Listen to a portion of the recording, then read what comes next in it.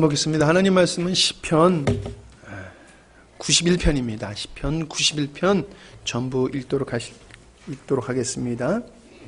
제가 한 절, 여러분들이 한 절 이렇게 정말 말씀을 누리시면서 깊이 생각하시면서 함께 읽도록 하시겠습니다. 시편 91편입니다. 지존자의 은밀한 곳에 거주하며 전능자의 그늘 아래 사는 자여,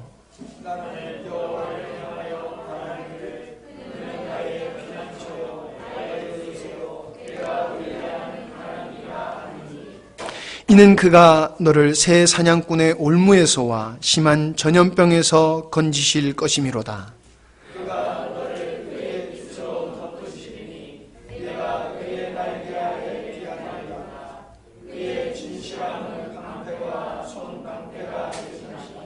너는 밤에 찾아오는 공포와 낮에 날아드는 화살과 어두울 때 퍼지는 전염병과 밝을 때 닥쳐오는 재앙을 두려워하지 아니하리로다. 1000명이 내 왼쪽에서 10,000명이 내 오른쪽에서 엎드러지나 이 재앙이 내게 가까이 하지 못하리로다. 오직 너는 똑똑히 보리니 악인들의 보험을 내가 보리로다. 내가 말하기를 여호와는 나의 피난처시라 하고 지존자를 너의 거처로 삼았으므로 화가 내게 미치지 못하며 재앙이 내 장막에 가까이 오지 못하리니 그가 너를 위하여 그의 천사들을 명령하사 내 모든 길에서 너를 지키게 하심이라. 그들의 손으로 너를 베풀어 발이 돌에 부딪히지 아니하게 하리로다.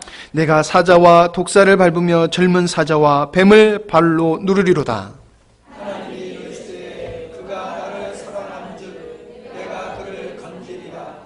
그가 내 이름을 안즉 내가 그를 높이리라. 그가 내게 간구하리니 내가 그에게 응답하리라. 그들이 환난 당할 때에 내가 그와 함께하여 그들을 건지고 영화롭게 하리라.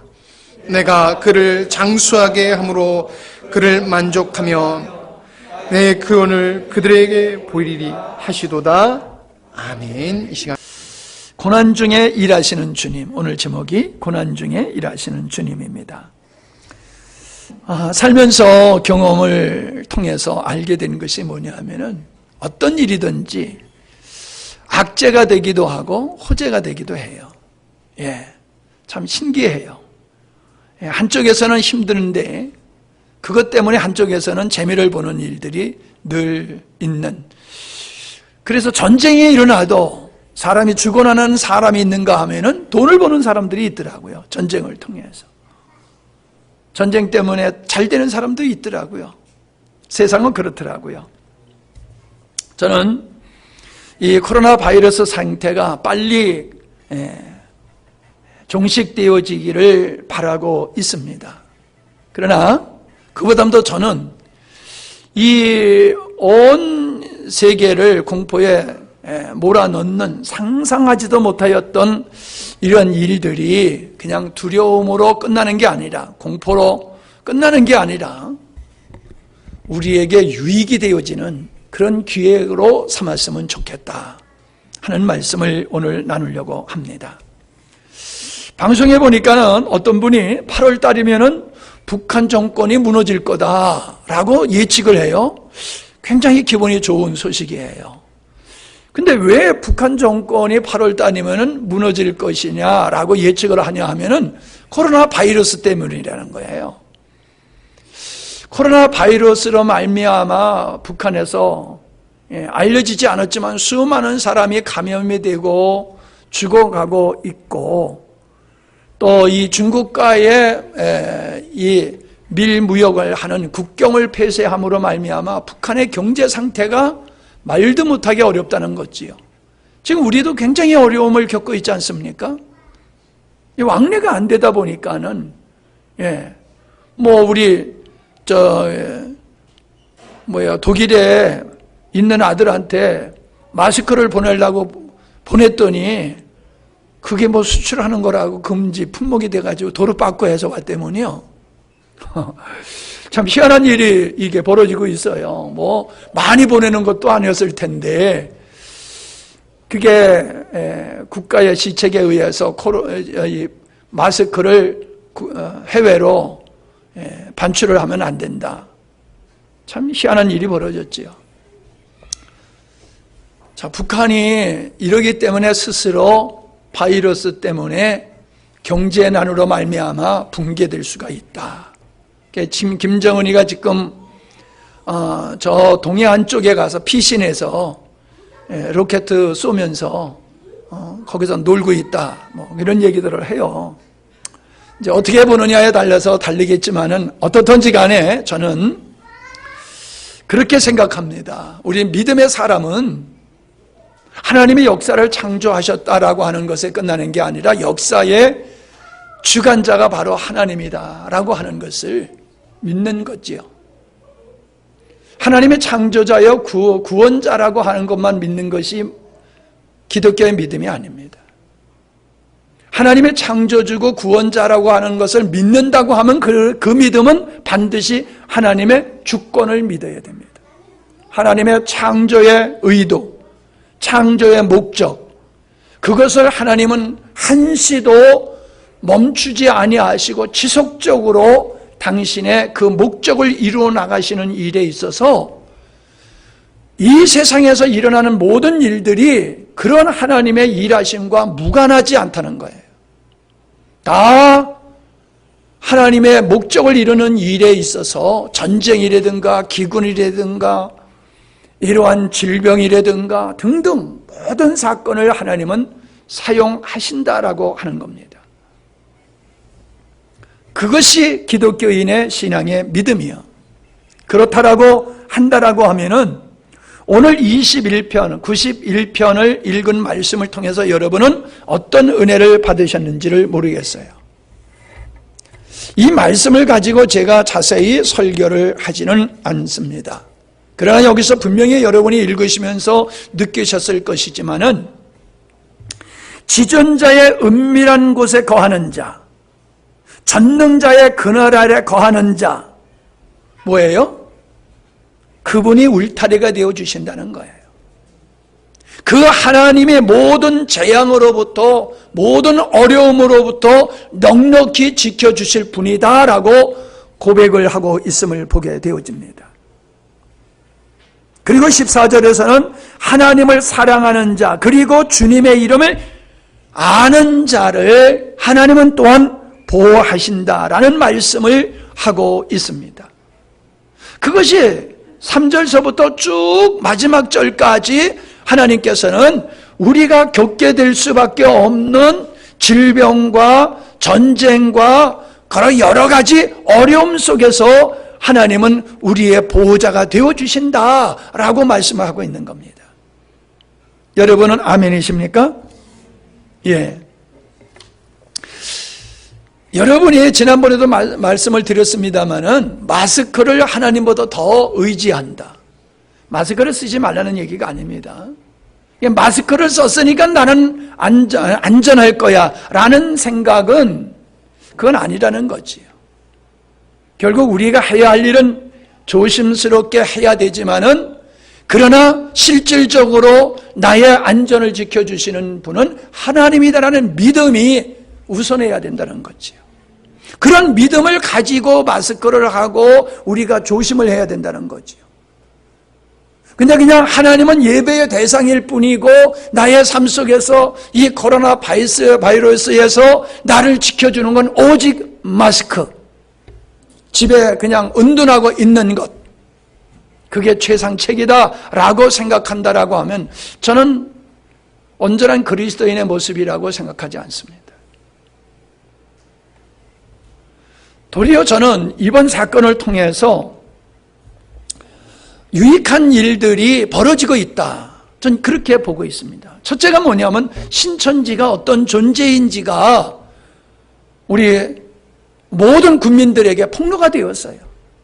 신천지로 말미암아 가정이 파괴되어지고 인생의 고통을 당하는 분들이 얼마나 많은지 모릅니다. 재산을 빼앗기고 가정이 파괴되어지는, 자녀들을 거기에 빼앗기는 이런 일들이 심지어 목회자 자녀들에게까지 이런 일들이 발생하고 있는 이 아픔의 사건 속에서 그들의 집단이 얼마나 비상식적이고 비윤리적이고 비도덕적이고 비종교적이냐라고 하는 것이 이번 코로나 사태를 통해서 드러나게 됐습니다. 이것은 굉장히 다행스러운 일입니다. 뿐만 아니라 인간은 인공지능 시대가 도래됨으로 말미암아 얼마나 기고만장하게 교만한지 모릅니다. 사람을 복제할 수 있다. 다시 말하면 사람이 사람을 만들 수 있다라고 생각을 하면서 인간들의 지식의 자부심은 대단했습니다. 인간이 못할 일이 없다라고 하는 이 착각과 망상에 빠져 왔던 것이 사실입니다. 그런데 보십시오. 실질적으로 의술이 질병을 능가하지는 못합니다.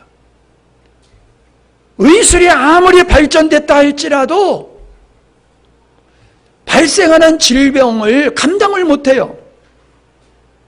그게 감당할 수가 있다라고 하면 왜 사람이 죽어가겠습니까? 왜 이런 질병이 세계를 혼란스럽게 만들겠습니까? 인간이 얼마나 이 현대 사회 속에서 대단한 존재같이 보일지 모르지만은 인간이 얼마나 유약한 존재냐라고 하는 것이 백일하에 드러나게 되었다는 얘기입니다. 뿐만 아니라 우리 그리스도인들은 그냥 늘 예배를 드릴 수 있으니까는 늘 예배는 드릴 수 있는 거야 라는 생각을 가지고 왔는데 이게 아니네.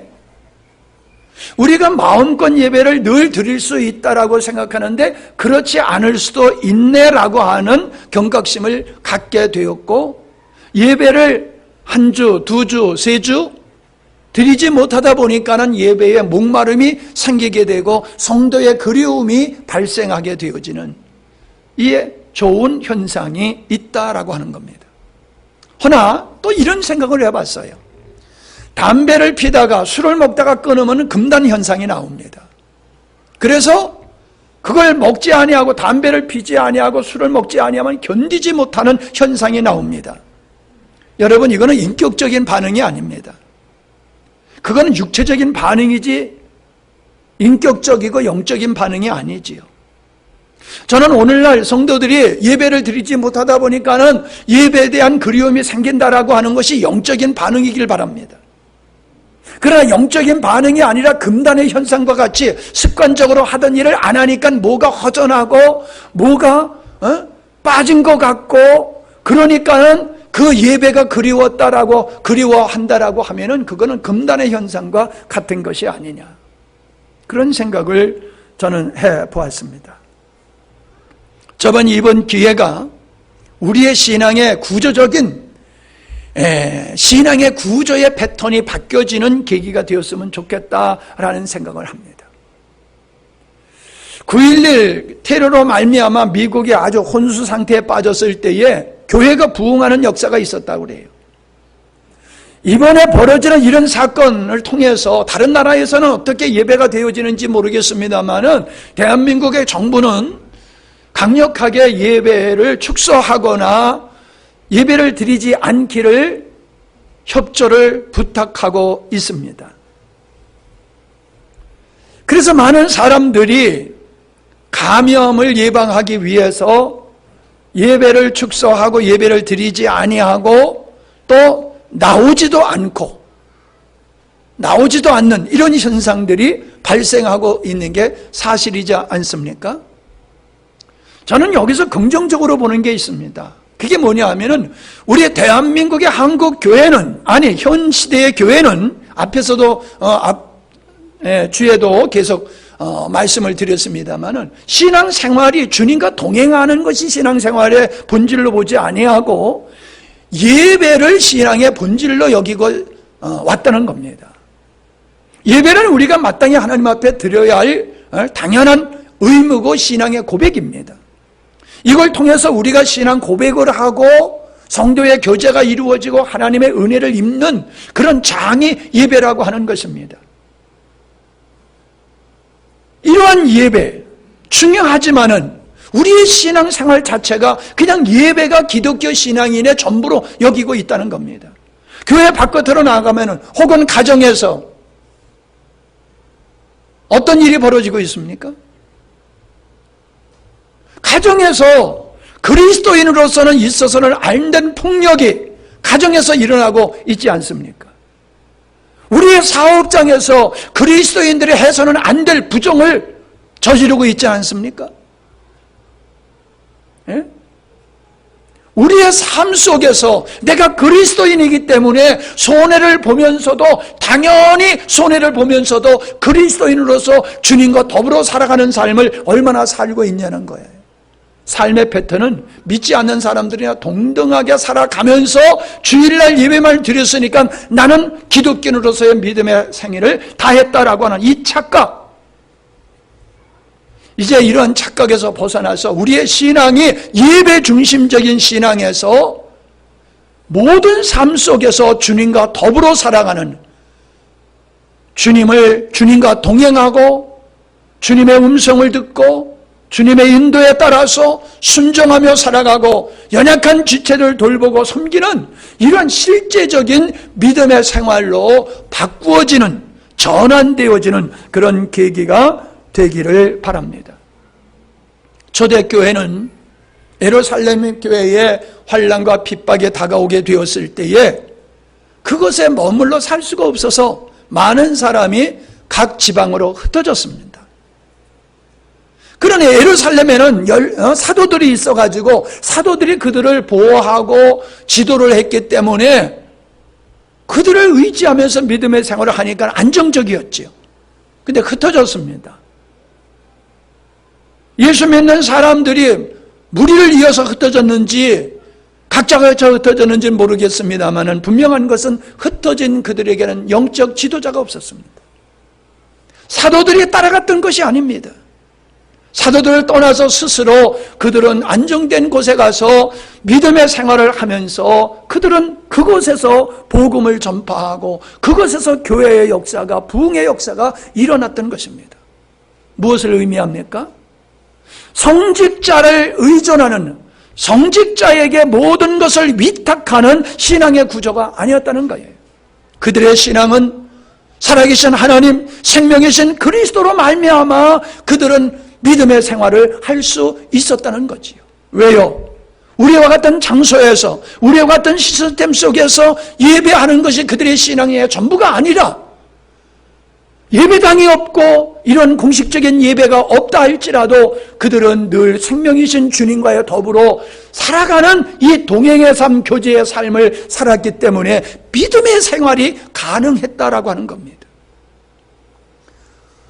우리는 이런 의타적인 믿음의 패턴에서 스스로 홀로 어떤 경우에도 믿음의 생활을 할 수 있는 이러한 구조로 우리의 신앙이, 패턴이 바뀌어지는 기회가 될 수 있기를 바랍니다. 저는 요한계시록을 보면서 오늘의 상태하고 비교해 보면서 좀 깊은 생각을 좀 하게 되었습니다. 계시록 6장에 보면은 인을 떼시는 역사가 나옵니다. 예수님께서 인을 뗄 때마다 거기서 흰 말이 나오고 붉은 말이 나오고 검은 말이 나오고 청황색 말이 나와가지고 전쟁과 그 다음에 황폐와 기근과 괴질로 말미암아 많은 사람들이 고통을 당하게 되는 역사가 일어나는 것이 예수님이 인을 때릴 때에 나타났던 현상, 그게 요한계시록 6장에 나타나고 있어요. 특별히 주목을 끄는 것은, 저의 주목을 끄는 것은 넷째 인을 떼실 때에 청황색 말이 나오게 되는데 질병으로 말미암아 많은 사람들이 죽게 되더라라고 하는 사건입니다. 지금의 상황과 아주 비슷한 상황이 아니냐 하는 생각을 가져봤습니다. 근데요, 더 놀라운 건요, 다섯째 인을 뗄 때에 순교자가 발생합니다. 그래서 많은 사람들이 순교를 당하게 됩니다. 왜 순교를 당하게 됐느냐는 기록되어 있지 않습니다. 그러나 분명히 그 뒤에 나오는 말씀을 보면은 큰 환난 가운데서 이기는 자다, 흰옷을 입고 나오는 자, 그들이 죽음을 통해서 신앙을 지키며 믿음을 지켰던 사람들이다라고 하는 겁니다. 왜 이들이 총황색 마을이 등장한 후 다섯째 인을 뗄 때에 순교의 역사가 발생을 했을까라고 하는 생각을 해보았습니다. 자, 그걸 저는 오늘의 시대와 비교해서 한번 생각을 해봤어요. 어떤 곳이든지 코로나가 감염이 될 수 있는 곳이지요. 어떤 것은 안전하다라고 할 수가 없어요. 저에게 안부 전화를 하시는 분들이 많습니다. 목사님은 산속에 계시니까 뭐 괜찮지요, 안전하지요 라고 얘기를 합니다. 예, 제가 아무도 오지 않게 하고 나 혼자 우리 식구가 콕 박혀 있으면은 뭐 그런 염려가 없겠지요. 그러나 나도 시장에 갔다 오고 일 보러 많은 사람을 만나게 되고 그러지 않습니까? 근데 하필 내가 만난 사람 중에 내 길에서 스쳐가는 사람 중에 한 사람이 감염이 된 사람인데 그 사람을 통해서 내가 감염이 안 된다는 보장이 없잖아요. 그러니까 모든 곳이 감염이 될 수 있는 곳이고 모든 사람이 감염이 될 수 있는 대상자다라고 하는 겁니다. 그건 틀림이 없어요. 근데 요즘 정서가 어떠냐 하면은 교회가 마치 코로나 바이러스를 확산하는 곳으로 인식되어 가고 있다는 거예요. 마치 교회에서, 물론 신천지 때문에 이런 정서가 발생한 것이 맞습니다. 그럼에도 불구하고 그것이 확대 해석해가지고 교회에 모이게 되어지면은 많은 사람들이 감염이 될 수 있다라는 우려를 하고 있습니다. 예, 가능성이 충분히 있어요. 그러나 여러분, 교회만 그렇습니까? 여러분, 우리가 많은 사람과 접촉해야지만이 감염되는 겁니까? 그건 아니잖아요. 그냥 한 사람을 만났는데 그냥 스쳐 지나갔는데 그 동선이 겹쳐가지고 내가 감염이 될 수 있잖아요. 대중이 모인 곳에는 감염이 확산이 될 수 있는 게 확률이 높은 게 맞아요. 그러나 꼭 그런 것도 아니잖아요. 보세요. 지금까지 예배를 축소해달라, 드리지 않았으면 좋겠다는 협조가 계속 관에서 오고 있어요. 그럼 우리는 주일날 예배를 지금 드리고 수요일도 예배를 드리고 있잖아요. 그런데 어떻습니까? 감염이 됐습니까? 감염이 된 사람 한 사람도 없어요. 저는 앞으로도 없을 줄로 믿습니다. 근데 이렇게 생각해 보세요. 예를 들어 병원에서 의료인이 확진자로 감염이 됐어요? 그러면 그걸 폐쇄하지요. 그 병동을 폐쇄하고 소독을 하고 상점이 그랬을 때에 폐쇄하고 소독을 하고 며칠 있다 다시 병원도 열고 다시 상점도 백화점도 열고 그러잖아요. 그럼 한번 생각해 보세요. 교회에서 그런 일이 있었다라고 하면은 여러분 상점은 2일, 3일, 4일 그냥 며칠 동안 폐점을 하고 소독을 하고 다시 모인다고 해서 사람들이 뭐라고 그러겠어요? 그러진 않아요. 지금 그러고 있어도. 병원에서 그래가지고 병원에 다시 문을 열어도 누가 모르질 않아요. 찝찝하면 안 갈 뿐이지. 그걸 비난하는 사람들은 없어요. 사회적인 분위기가 그렇진 않아요. 그러나 한번 생각해 보세요. 교회에서 어떤 사람이 감염이 됐어요. 예배에 왔다가 감염이 됐어요. 그러면 분명히 그 교회는 폐쇄가 되겠지요. 그럼 다음 주에 모여도 되는 거잖아요. 왜? 일주일 동안 소독하고 하면은 모든 게 다 해결이 되니까. 그러나 우리 사회는 그게 용납이 안 되잖아요. 그 교회는 이게 종식이 될 때까지 예배를 드리면 안 된다라고 하는 인식들을 사람들은 가지고 있다는 거예요. 누가 그렇게 말하고 있지는 않아요. 근데 그런 인식들이 생기고 있어요. 안 믿는 사람뿐만 아니라 믿는 사람들조차도 그런 의식들을 가지게 되더라라고 하는 겁니다. 이게 문제라는 거지요.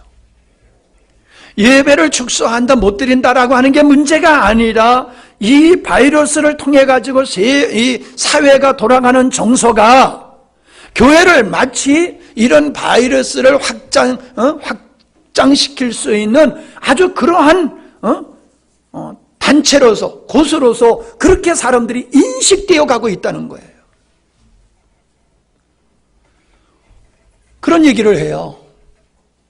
동네에서 교회에 다니는 사람은 이렇게 교제를 안 한다는 거예요. 신천지 갔다 온 사람들이 그래가지고 막 이러다 보니까는 이제 모르는 사람들이 하여튼 교회만 갔다 오면은 오염된 곳에 갔다 온 사람으로 여기고 사람들이 그 사람과 교제를 안 하고 멀리 한다는 거예요. 직장에서도 출근하면 그런다고 그러대요. 교회 갔다 왔느냐? 그것도 물어본대요. 왜? 교회 다니는 거 알잖아요. 그냥 교회 갔다 왔다라고 하면은 아주 싫어한다는 거지요. 혹시 감염돼가지고 오지 않았을까? 아니, 여러분, 어떻게 교회만 가면 감염이 될 수 있는 것입니까? 마트 갔다 와가지고 감염될 수 있잖아요. 관공서에 갔다 와도 감염될 수 있잖아요. 어디든지 갔다 오면 감염될 수 있는 확률이나 교회 갔다 와서 감염될 수 있는 거나 동등하잖아요. 그런데 다른 데 갔다 오면은 문제 삼지 않아요. 다만 많은 사람이 모이는 것을 피하는 거는 같지만은 거기 갔다 왔다고 이 사람 혹시 감염이 된 게 아니야? 이렇게 의심하지는 않아요. 근데 유독 교회만 갔다 왔다라고 하면은 그런 감염자가 있었던 곳이기 때문에 이 사람이 감염이 됐을 것이다라고 하는 인식들이 점점 깊어진다는 거예요. 이건 자연스럽게 이런 정서들이 지금 생기고 있다는 거지요. 그래서 그래요. 예배를 참석하고 싶지만은 내가 교회 다니는 걸 알기 때문에 분명히 회사에 가면은 교회 갔다 왔느냐고 물어보고 써내야 될 텐데 거짓말은 할 수 없고 갔다 왔다라고 하면 눈총에 따가워가지고 그래서 예배를 참석을 안 한다는 거예요. 그런 사람이 한두 사람이겠습니까? 그러면 자, 그걸 놓고 봅시다. 예방한다는 것은 우리가 해야 돼요. 그러나 지금 뭘 두려워하고 있냐는 거예요. 코로나를 두려워하고 있는 겁니까? 사람을 두려워하고 있는 겁니까? 하나님을 두려워하고 있는 겁니까? 다시 말씀드리면 예배에 대한 갈망이 큰 겁니까? 사람들의 눈총이 더 큰 겁니까? 두렵습니까? 전 지금 그거를 얘기하고 있는 거예요. 아니, 감염된 사례가 없어. 그런데도 교회 갔다 왔다라고 하면은 눈치를 주는 그 눈치가 싫어서 그것이 부담스러워서 예배를 갔다 와도 됨에도 불구하고 그냥 덕을 세우기 위해서라는 명분으로 예배를 참석하지 않는다? 이게 우리의 신앙의 실체가 아니냐는 거예요. 우리의 믿음의 실체가, 우리의 믿음의 수준이 이런 사태를 통해서 드러나게 되어 있다는 거예요. 제가 얘기하지요. 처음에는요, 정말 누가 감염이 되는지를 몰라요. 나도 됐는지 너도 됐는지 감염이 누가 되는지를 몰라요. 그런 상태에서 모인다는 것은 위험성이 있는 거지요. 그러니까 상당히 긴장이 되고 예배를 드리지 않는 것도 저는 이해를 했습니다. 그러나 한 달이 지금 다 지나가지 않습니까? 거의 한 달이 지나가는 시점에서 지금 감염이 안 된 사람들은 내가 감염이 안 됐다는 걸 알아요. 왜? 내가 지금까지 감염이 되지 않았을 뿐만 아니라 내가 지금까지 20일 동안 접한 사람들을 봤을 때에 그들도 다 지금 다 건강해. 지금 우리 지역, 함양 지역에는 그런 감염 확진자가 나타나지 않았어. 그러면 안정된 거잖아요. 내가 안정된 것 같지 너도 안정됐잖아요. 자, 그러면은 내가 안정됐으니까 내가 와서 예배 드릴 수 있는 거예요. 내가 감염자가 아니라는 확신이 있기 때문에. 그러나 혹시 의심스러운, 오늘도 누가 감기 걸려가지고 못 오신다고 그래서 그래라고 그랬는데 혹시 내가 이런 증상, 어떤 사람을 만난 것이 깨름직해가지고 혹시 내가 그럴지도 몰라. 그런 사람은 그냥 집에서 자가야 보호를 받는 게 그냥 스스로 하는 게 맞지요. 그게 지혜로운 거지요. 그러나 혹시라고 하는, 그냥 막연한 혹시라고 하는 그것 때문에 우리가 예배를 참석을 안 한다라고 하는 것은 무엇을 의미하는 겁니까? 저는 이것을 깊이 생각해 봐야 된다는 겁니다. 우리 스스로의 믿음이 이보다 더 큰 어려움이 온다라고 하면 과연 예배를 드리는 일들이 지속될 수 있을까? 정말로 가능성이 아니라 예배에 참석하게 되어지면은 잡혀가고 끌려가서 고난을 당하고 죽임을 당한다는 이런 상황이 발생한다라고 하면은 지금은 감염의 우려를 통해서도 모이지를 않는데 실질적으로 우리나라의 환경이 바뀌어져 가지고 예수 믿고 예배 드리는 자들은 다 불운한 사람들로 여겨가지고 그전들을 잡아다가 처벌을 하는 일이 발생한다라고 하면 그때는 과연 뭐일 거냐 말이에요. 전 그런 생각을 해봅니다. 훨씬 더 지금보다도 많은 사람들이 충격을 받을 것이다. 그런 생각을 해봅니다. 역사를 보면은 이 독재자들이 자기들의 목적을 위해 가지고, 즉 로마의 이 황제가 로마 시내를 불을 질러 버렸어요. 대화재가 일어났지요. 근데 이게 기독교인이 했다라고 하면서 기독교인들을 박해하는 그런 도구로 그렇게 화재를 발생을 시켰다는 거예요. 우리는 일제시대 때에 신사참배라고 하는 천황을 향해서 국민의례로 절을 해야 되는 일을 국민은혜로 온 국민들에게 시켰어요. 그래서 학교 가면은 일본을 바라보고 천황에게 경배를 했습니다. 신사에 가서 절을 했어요. 예배 드릴 때도 그렇게 하라고 합니다. 지금 중국 교회는 예배 드릴 때에 공산당 선언을 먼저 하고 예배를 드리라고 합니다. 그게 뭐예요? 신사참배하고 똑같은 거지요. 북한 같은 경우는 더 하지요. 뭐 이거 하고 예배 드리라가 아니라 완전히 봉수교회 같은 교회도 공산당 당원들만 아주 지정해가지고 가서 쇼로 예배에 참석하게 하는 이런 일을 하고 있잖아요. 그리고 예배 드리는 것이 발각되었다. 아니, 믿는다라고 하는 것만 발각되어도 잡혀가고 죽임을 당하고 그러지 않습니까? 가장 끔찍하게 정치법원으로 고난을 당하는 게 기독교인들이잖아요. WCC, 세계 종교통합기구지 않습니까? 여기는 세상의 모든 종교가 다 들어오는 거예요. 기독교, 불교, 유교, 힌두교, 정령을 숭배하는 사람들, 점쟁이들, 무당들, 할 것 없이 세상의 종교라고 하는 이름을 가진 모든 종교가 하나로 뭉친 단체가 WCC입니다. 그들이 주장하는 게 뭡니까? 세계 평화입니다. 세계 평화를 위해서 모든 종교는 하나가 되어야 된다.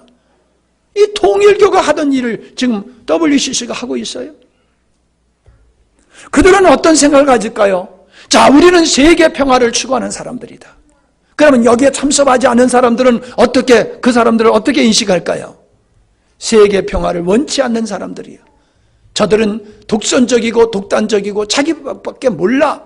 그러니까 타도의 대상으로 여기게 되는 거지요. 지금 이게 우리가 살고 있는 시대의 모습이다라고 하는 것입니다.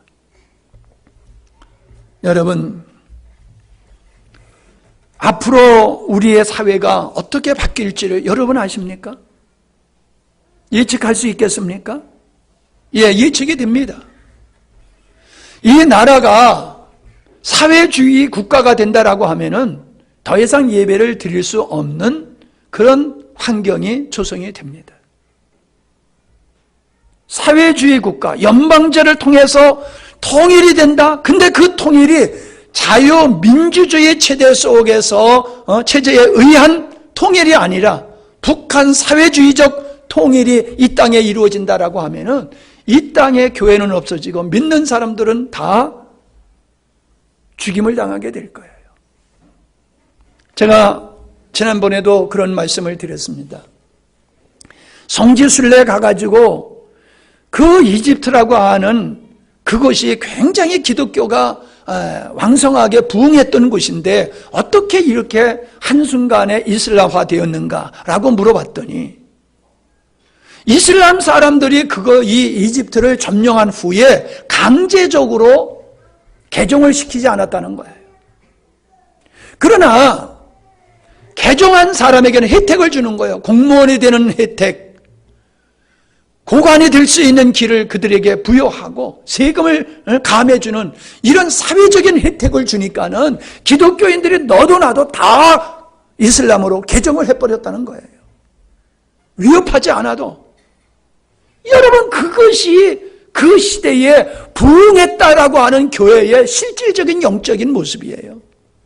오늘 한국 교회가 부흥했다고 세계에 몇만 명의 성교를 보낸다고 떵떵거리고 있지만은 이 코러스 하나를 통해서 우리들이 보여주는 우리들의 신앙의 실체를 보면은 너무나도 연약한 모습을 가지고 있다라고 하는 것이 제가 보는 견해예요. 그런데 이 정도인데 앞으로 여러분 보세요. 동성애법이 합법화가 되어지면은 성경대로 설교를 할 수 없는 것이 옵니다. 그럼 지금 예배를 축소해야 되는 거나 예배를 드리지 못하는 거나 성경을 성경대로 설교를 못하는 시대가 오는 거나 똑같이 뭐예요? 근데 우리 그리스도인들은 전혀 그거에 대한 두려움이 없습니다. 염려가 없습니다. 남의 일로만 생각합니다. 우리 아들이 우리 자녀들이 안 그러면 되지. 여러분, 제가 아는 교회에 아주 열심히 있는 그런 분들의 자제도요 동성애자예요. 동성애자. 그 아버지가 골머리를 알아요. 여러분, 동성애자는 믿지 않는 사람들 속에서만 나오는 게 아니에요. 믿는 사람들, 목사 자녀, 권사 자녀, 장로 자녀, 집사 자녀 중에서도 그런 사람들이 나옵니다. 아니, 이제는 공공연하게 교단이 동성애를 지지하는 사람들이 교회 안에 버젓이 있잖아요. 그것이 시대의 흐름이니까는 어쩌겠느냐? 시대의 흐름을 우리가 가서 두 손 들고 팔 벌리고 막을 수는 없지요. 그러나 우리가 막을 때까지는 막아야 되는 겁니다. 아닌 것은 아니라고 얘기를 해야 됩니다.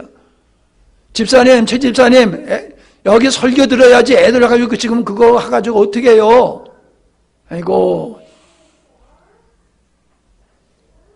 그냥 거미 놔두어. 아이고, 지금 내가 얘기해도 못 알아듣네, 지금. 자, 지금 하나님을 대적하는 사람들은 그렇게 교회를 이 땅에 말살시키기 위해 가지고 부정적인 일들을 이시화시켜가지고 사람들로 하여금 교회를 갖다가 아주 혐오스러운 집단으로 여기는 일들을 착착착착 진행해 나가고 있습니다. 이런 시대 앞에서 우리 그리스도인들이 어떻게 대처를 하고 있느냐라고 하는 겁니다. 정권을 잡고 정권을 유지하기 위해서는 수단과 방법을 가리지 않는 사람들이에요. 왜? 그들은 불신자이기 때문에. 어찌 보면 그들은 사단의 손에서 놀아나는 사람들이기 때문에 그들은 교회가 눈의 가시와 같을 수가 있다는 것입니다. 자, 한번 생각해 보세요. 공공의 안전을 위해서 예배를 축소해 주세요. 이러한 협조를 구해오고 있습니다. 그런데 어느 도의 도지사가 공공의 건강 안전을 위해서는 행정명령을 통해서 예배를 폐할 수도 있다라는 말을 했어요. 하겠다는 얘기가 아니라 했어요. 그렇게 할 수도 있다. 근데 국민들은 어떻게 들어요? 할 수 있다라고 듣는 게 아니라 한다라고 들릴 수밖에 없는 거예요. 근데 더 큰 문제는 뭐냐면 그 사람이 분당에 있는 어떤 큰 교회, 아주 유명한 교회의 집사예요. 아주 건강한 목사님이라고 한국교회가 그분의 이름을 대면 모르는 사람이 없는 그 교회의 집사가 그런 말을 해요. 여러분 어떻게 생각하십니까? 그게 집사가 할 말입니까? 다른 사람이 말하더라도 그건 말도 안 된다고 해야 할 사람이 스스로 그런 말을 내뱉고 있는데 정말로 우리가 누가 그리스도인인지를 어떻게 우리가 믿을 수가 있습니까? 우리는 황교안 대표하고 이낙연 전 총리가 한 교회 성도라는 거 우리는 이미 알고 있잖아요. 그럴 수 있죠. 그런데 황교안 씨가 가는 길하고 이낙연 씨가 가는 길하고는 다르다고 하는 게 우리는 그들의 발언을 통해서 행적을 통해서 우리는 분명히 보고 있잖아요. 어떻게 한 교회에서 한 목사님의 메시지, 한 하나님, 한 말씀을 들으면서 그렇게 전혀 다른 사람일 수가 있냐 말이에요. 이걸 어떻게 우리가 봐야 됩니까? 우리는 그냥 믿는다라고 하면 다 믿는 사람이다? 교회라고 하면 다 똑같은 교인이다? 착각하지 마십시오. 적그리스도인은 교인 중에서 나온다는 거 잊지 마십시오.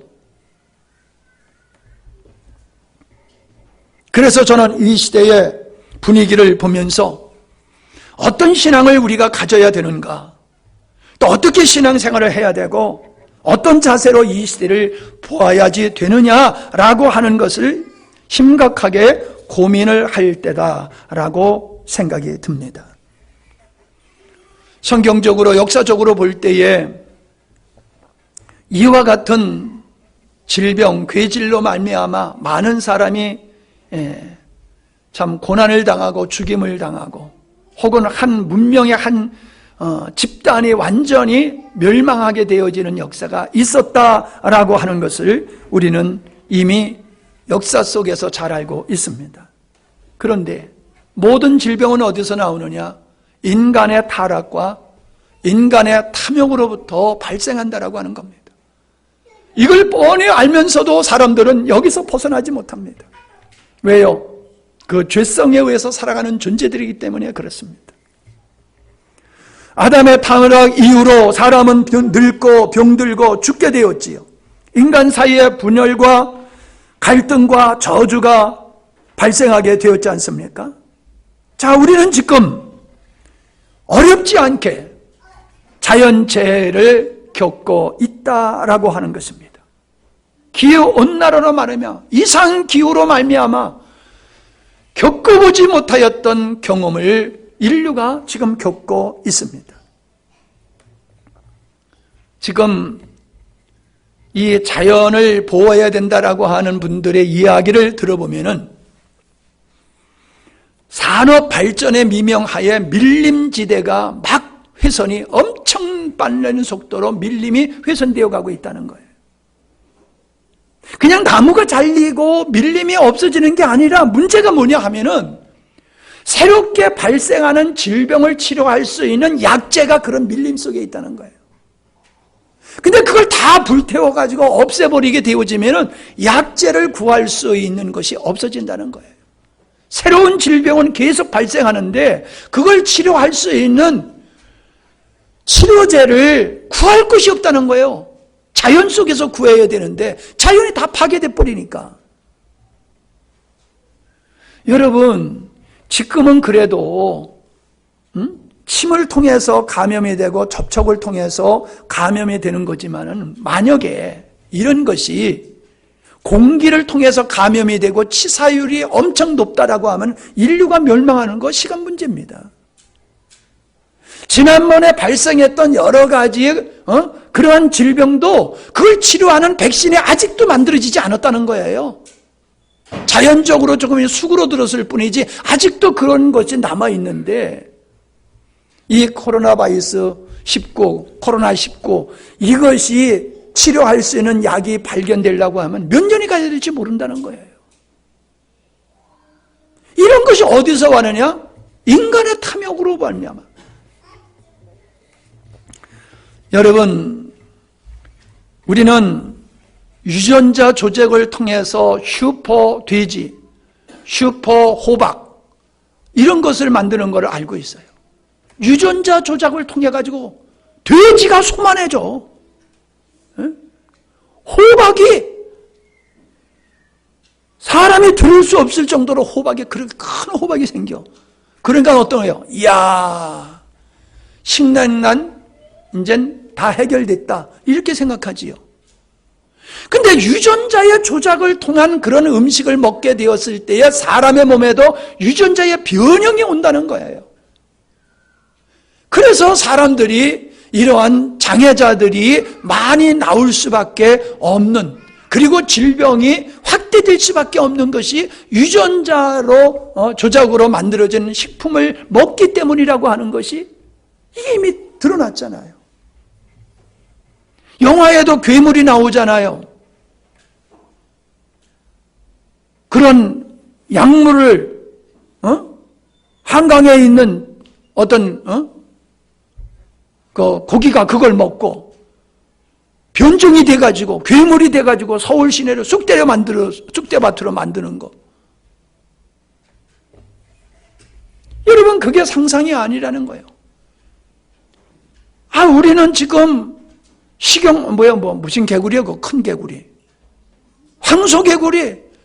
외국에서 온 물고기, 이런 것 때문에 난리를 않잖아요. 그런 것 때문에. 갈수록 농약은 독해지잖아요. 왜? 면역력이 생겨가지고 점점 이 병충해가 극성을 부리고 있잖아요. 여러분, 이 모든 것들이 인간의 편리주의, 탐욕주의, 쾌락주의, 에이즈, 이런 것에 의해서 성인병과 얼마나 많은 혼란스러운 일들이 발생하고 있냐는 거예요. 이런 것을 우리는 그냥 생각 없이 지켜봐서는 아니 된다라고 하는 겁니다. 이러한 현대 인간의 교만 속에서 과학만능주의로 가는 이런 현대인들이 겪고 있는 이런 어려움이 앞으로 어떤 위기로 우리 인류 앞에 다가올지 모른다는 거예요. 지금 이것이 어떻게 보면 시조일지도 모릅니다. 시조일지도 몰라요. 그러나 저는 이런 것을 보고 두려워할 필요가 없다고 생각합니다. 왜냐하면 이런 것들도 결국 하나님은 이 모든 것들을 연합해서 당신의 창조적인 목적을 이루는 데 사용하시는 분이 하나님이시라는 거예요. 여러분, 종말을 보면은 앞에서도 말씀드렸습니다만 인을 떼게 되었을 때에 큰 전쟁과 기근과 이런 질병의 역사가 일어날 것을 말씀하셨듯이 마지막 시대가 되면은 좋은 시대가 오는 게 아니에요. 주님이 오실 때가 되어지면은 과학이 엄청나게 발전을 할지 모르지만은 인성의 파괴와 자연의 파괴를 통해서 질병의 창고를 통해서 전쟁, 테러 이런 걸 통해서 사람들이 갈수록 어려운 환경 속에서 살게 된다는 거예요. 지금 인심이 얼마나 피폐합니까? 이제 이웃도 교제를 안 하잖아요. 이웃끼리도 서로 의심하잖아요. 점점 인심이 흉패해집니다. 이것이 해결되어지면 좋아질까? 좋아지긴 하겠지요. 그러나 한번 금이 간 곳에 이게 완벽하게 치유되기가 어려워요. 이런 정서가 그냥 잔재가 남아있는 겁니다. 이게 사회가 점점 악해지는 겁니다. 왜? 그게 주님이 오실 때에 그런 것이 된다고 그랬어요. 그러니까 이런 상황을 바라보면서 여러분들이 두려워할 것이 아니라 주님이 오실 때가 되어지면 이런 일들이 발생한다라고 했는데 그러면서 우리가 어떤 생각을 해야 됩니까? 바른 믿음의 생활을 해야 되겠구나. 바른 믿음의 생활을 해야 되겠구나. 이게 우리가 가져야 할 자세예요. 두 번째가 뭐예요? 하나님을 전능자의 그늘 아래 거하는 자, 전능자의 지존자의 은밀한 곳에 거하는 자, 하나님이 지켜주신다고 그랬어요. 그러니까 내가 이런 환경 속에서도 하나님 나를 지키시고 우리의 가정을 지키고 우리를 지켜주시는 분은 하나님이십니다. 그리고 주님을 의지함으로 평안을 누려야 될 줄로 믿습니다. 모든 것이 로마서 8장 28절입니다. 우리가 알거니와 다 찾아보세요. 우리가 알거니와 하나님을 사랑하는 자 곧 그 뜻대로 부르심을 입은 자들에게는 모든 것이 합력하여 선을 이루느니라. 잘 아는 말씀이지만 여러분 곰곰이 이 말씀을 뜯어보세요. 이 말씀의 내용 중에서 우리가 찾을 수 있는 게 뭡니까? 하나님은 주권자라는 거예요. 하나님은 주권을 가지시고 목적을 이루기 위해서 당신은 당신의 방법대로, 당신의 뜻대로 일해 가신다. 근데 그 일을 이루어 가실 때에는 여러 가지 어려움들도 거기에 내포되게 된다. 그러나 결국은 뭐예요? 하나님의 선한 뜻이 이루어지는 것이다 라고 하는 거지요. 보세요. 하나님의 거룩한 하나님의 뜻이 이루어지는 것이 믿는 자들을 향해서는 예수 그리스도를 닮은 온전한 하나님의 아들이요 정결한 신부로 만드는 역사가 이루어질 것이고, 그리고 한쪽에서는 심판의 도구로 쓰시는 거예요. 심판의 도구로. 그래서 똑같은 고난이지만은 믿음을 가진 자에게는 영적인 유익, 삶의 유익이 되는 호재가 될 수 있고, 어떤 사람에게는 하나님의 심판을 받는 악재가 될 수 있다는 거예요. 우리가 전능자의 그늘 아래 거할 때에는 호재가 될 수 있지만, 주님을 떠나서 살아갈 때는 우리가 겪는 우리의 환경 속에서 다가오는 모든 일들은 우리에게 악재가 될 수밖에 없다라고 하는 것입니다. 우리는 요셉의 삶을 통해서 하나님의 뜻이 어떻게 이루어졌는가를 잘 알고 있습니다. 형들의 악함과 보디발의 악함과 그리고 바로 왕의 꿈을 통해서 7년의 풍년과 칙년의 흉년을 통해서 하나님은 요셉을 향하신 하나님의 선하신 뜻을 이루셨어요. 그를 통해서 애굽의 총리가 되고, 하나님께서 아브라함에게 말씀하신 대로 아브라함의 후손들이 이방인의 땅에 가가지고 400년 동안 종사를 하게 될 거다. 이 하나님의 의도가 요셉을 통해서 이루어졌는데, 요셉을 통해서 이루어졌을 때에 요셉이 겪었던 환경은 고난이었어요. 형들의 미움을 상해서 종으로 팔려가고, 보디발의 아내의 모함을 통해서 감옥에 들어가고, 이 끔찍한 고난을 겪었어요. 그것이 그 당시의 환경으로 볼 때에는 그게 하나님의 손길이라고 볼 수 있겠습니까? 그러나 그것이 하나님의 손길이었다는 거예요. 하나님의 목적을 이루는 7년의 풍년이 왔어요. 그냥 온 게 아니지요. 뒤에 7년의 흉년이 올 걸 하나님은 미리 가르쳐 주셨잖아요. 그냥 흉년이 온 것이 아니야. 그냥 풍년이 온 게 아니에요. 하나님의 주권 속에서 하나님의 뜻을 이루기 위한 주권 속에서 그런 역사가 일어났다는 거예요. 그건 요셉에게만 국한된 사건이 아니다라고 하는 겁니다.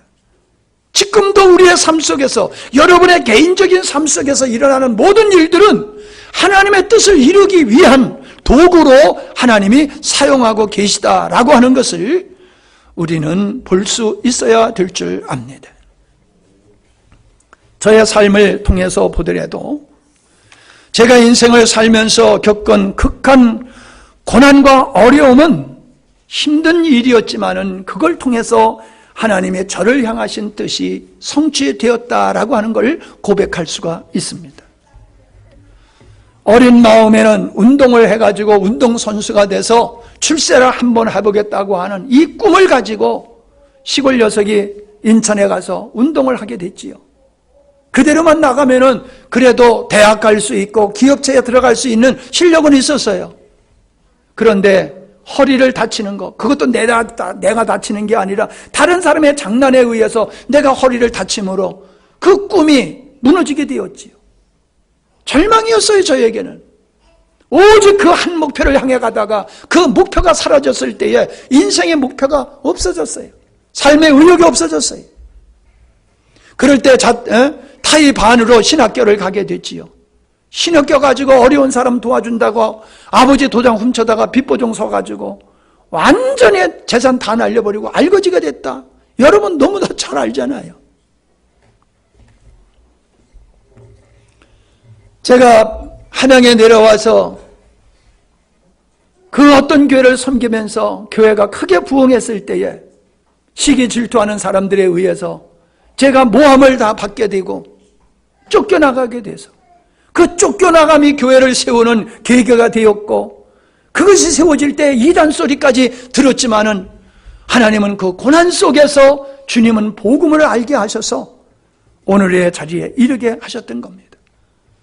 우리 아시는 분은 아실 거예요. 미국의 함종수 목사라고 하는 양반 때문에 우리 교회가 얼마나 큰 어려움을 겪었는지 모릅니다. 어떤 분을 제가 섬겼는데 그분이 저를 고발을 해가지고 경찰서 가가지고 조서를 받는 그런 일도 있었어요. 그런 사람을 내가 섬겼을 때에 하나님께서 나에게 얼마나 많은 은혜를 주셨는지 모릅니다. 제가 이 수양간을 땅을 빚으로 살고 해마다 연말이 되면은 본전과 이자를 갚느라고 얼마나 고생을 했는지 몰라요. 몇 년을 고생했는지 몰라요. 근데 사모님이 암이 걸렸어. 얼마나 그게 우리에게는 악재입니까? 근데 암을 통해 가지고 보험금을 받았는데 그 보험금이 적지 않은 보험금이라 그거 가지고 빚을 다 갚았잖아요. 사모님의 피로 이 땅값을 다 지불한 거예요. 그때 당시에는 그게 절망과 같았지만은 그것이 어떤 문제를 해결하는 하나님의 도구로 사용하시더라라고 하는 겁니다. 저의 연약함이 복음을 깨닫게 되는 좋은 호재가 되었다라고 하는 것을 저는 고백할 수밖에 없습니다. 제가 겪은 모든 고난의 일들에서 하나님의 선하심을 믿으니 그 모든 고난이 나에게 유익이 되었다는 고백을 하고 있는 겁니다.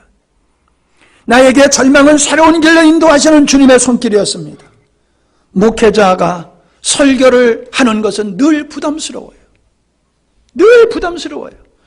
여러분, 제가 사모님하고 가끔 그래요. 여보, 당신하고 나하고 하는 일 바꿔서 좀 해봅시다.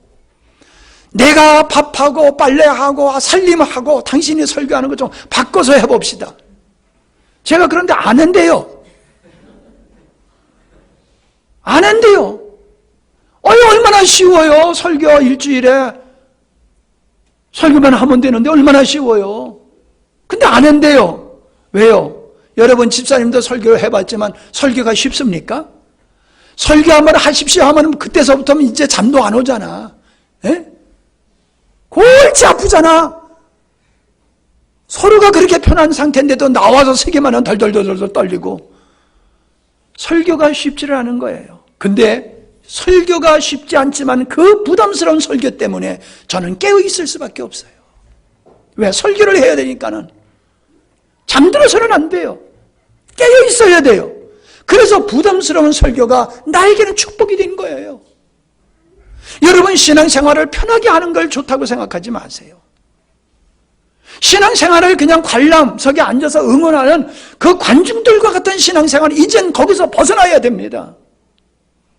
대가를 지불하셔야 돼요. 여러분이 스스로 우물을 파야 돼요.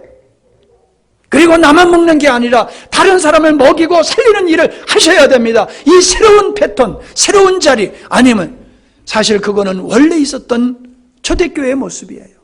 그 자리로 가지 아니하고는 우리에게 새로운 변화가 있을 수가 없다라고 하는 것입니다. 저는 말씀을 어제 다 정리를 하고 또 오늘 아침에 일어나서 말씀을 다시 한번 기도하면서 묵상할 때에 이런 은혜를 주님이 주시더라고요. 성경에 보면은 하나님이 도와주신다라는 말씀들이 많이 나와요. 예를 들어서 여호수아가 아모스하고 전쟁을 할 때에 하나님이 내가 그들을 너에게 붙이리라, 내가 너를 도와주리라, 내가 그들과 싸우리라, 이런 말씀을 하시면서 그 여호수아에게 태양을 멈추게 하는 기도를 시키십니다. 지금 막 전쟁을 해가지고 그냥 그 패잔병들을 쫓아가면서 사력을 하는데 해가 지면은 더 이상 추격을 할 수가 없어요. 이참에 완전히 끝내야 되는 전쟁인데 패잔병들을 살려두면 안 되거든요. 끝장내야 돼요. 그러니까 어두워지면 안 되는 거예요. 근데 감히 여호수아가 하나님 앞에 기도를 합니다. 태양아 중천에 멈출지어다. 제가 그렇게 기도하면은 다 정신병원에서 데려갈 거예요. 그죠? 예, 제가 방송에 나가지고 대한민국에서 역사하는, 아니 세계에서 역사하는 코로나 바이러스는 이 시간에 다 멈출지어다 그런다라고 하면은 목사님가 그냥 하는 소리지. 그래, 저 사람 정상적인 사람이야? 다 그럴 거예요. 아니, 어떻게 여러분 태양이 멈춥니까? 근데 성경에 보면은 태양이 멈췄어요. 전쟁이 끝날 때까지. 전 믿습니다. 왜? 하나님이 하셨거든요. 근데 보세요. 성경에 보면은 우리가 이 오해를 하면 안 돼요. 하나님이 도우셔서 태양이 멈추는 일까지 벌어지잖아요. 예를 들어서 홍해를 건너는 일, 만나가 내리는 일, 메추라기를 먹는 일, 구름기둥, 불기둥, 이러한 일들이 벌어지잖아요. 나사로가 죽었어요. 죽어서 썩어서 냄새가 나요. 그런데 나사로가 부활을 했잖아요. 바울이 죄수가 돼가지고 로마로 갈 때에 풍랑을 만나게 됐는데 전문가들이 봤을 때에 이거는 도저히 살아남을 수가 없다. 그러니까 죄수들을 다 죽이려고 했을 때 하나님께서 너를 지키신다. 그래서 사도 바울 때문에 안정되게 배가 섬에 이르게 됐잖아요. 자, 이러한 사건들을 여러분 생각해 보면서 우리는 어떤 생각을 하냐면 우리가 기도하면 하나님이 우리 도와줘. 그러니까 어려움이 있으면 기도하면 돼. 이런 구조로 우리는 생각을 가지고 있어요. 근데 성경을 가만히 보십시오. 제가 지금 잠깐 동안에 이야기해 드렸던 이 말씀들이 인간이 주체가 되고 하나님의 도와주신 겁니까? 아니면 하나님의 뜻을 이루기 위해서 하나님은 이런 역사를 이루신 겁니까? 분명하지요? 왜 홍해를 멈추셨어요? 왜 태양을 멈추셨어요? 있을 수 없는 일이 왜 일어났어요? 아버지 뜻을 이루기 위해서는 홍해가 갈려져야 되는 거예요. 아버지 뜻이 이루어지기 위해서는 그 태양이 멈춰야 되는 거예요. 그러니까는 그대로 그냥 선언한 대로 된 거예요. 하나님의 모세를 도와준 게 아니에요. 하나님의 여호수아를 도와준 게 아니에요. 모세가, 여호수아가 하나님의 뜻이 이루어지도록 그들이 하나님의 일에 헌신하고 동참했을 뿐이에요. 잘 생각하세요. 오늘 우리들이 하나님의 도움을 구하는 이런 신앙의 패턴에서 벗어나세요. 여러분이 무엇을 먹든지 무엇을 마시든지 나를 창조하시고 나를 구원하신 아버지의 목적을 이루기 위한 삶으로 여러분이 방향을 정하고 그렇게 나가신다라고 하면은 여러분이 하는 일은 하나님이 도우실 수밖에 없는 일이에요. 하나님이 함께 하실 수밖에 없는 일이요. 그 속에서 태양도 멈추는 일, 홍해가 갈라지는 일과 같은 일들이 여러분의 삶 속에서 일어날 수 있다는 겁니다.